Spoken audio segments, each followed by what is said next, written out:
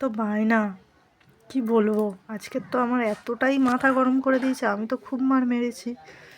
আর এখন এই দেখো ডিমটা নিয়ে বসেছে, ও ছাড়াবে, ও খাবে ডিমটাকে। কিরমভাবে খাওয়া তো দূরে থাক, ছাড়িয়ে ছাড়িয়ে তার অর্ধেক ফেলে দিচ্ছে।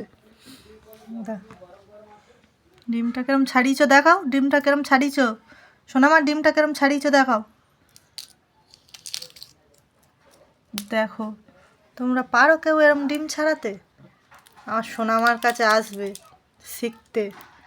দেখো কত সুন্দর ডিমটা ছাড়াচ্ছে, দেখো।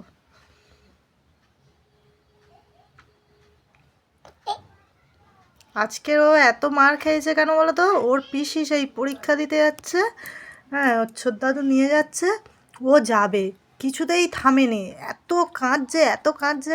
বলছি দুপুরবেলা যখন যাবে আনতে তখন যাবি না, ও এক্ষুনি যাবে, ওকে এক্ষুনি নিয়ে যেতে হবে।